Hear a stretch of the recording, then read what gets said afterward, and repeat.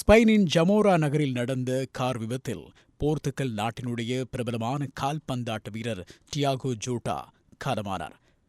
அதே நேரம் அவர் பயணித்த காரிலே அவரோடு இணைந்து பயணித்த அவருடைய சகோதரரான என்ரே சில்வாவும் உயிரிழந்திருக்கிறார். ஒரு சில நாட்களுக்கு முன்னர்தான் டியாகோ ஜோட்டாவுக்கு திருமணம் நடந்து முடிந்தது. இந்த சம்பவம் கால்பந்தாட்ட ரசிகர்கள் மத்தியிலே மிகப்பெரிய சோகத்தை ஏற்படுத்தியிருக்கிறது.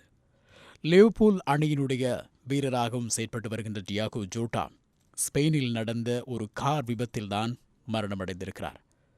உயிரிழக்கும் போது அவருக்கு வயது 28. மற்றொரு வாகனத்தை முந்திச் செல்லும் போது அவர் சென்ற லம்போகினி காரினுடைய டயர் வெடித்து தீப்பிடித்ததாக கூறப்படுகிறது. அப்படி தீப்பிடித்ததை தொடர்ந்துதான் கார் விபத்துக்குள்ளாகி தீப்பற்றியதன் காரணமாக காரிலே பயணித்த டியாகோ ஜோட்டாவும் அவருடைய சகோதரரும் உயிரிழந்திருக்கிறார்கள்.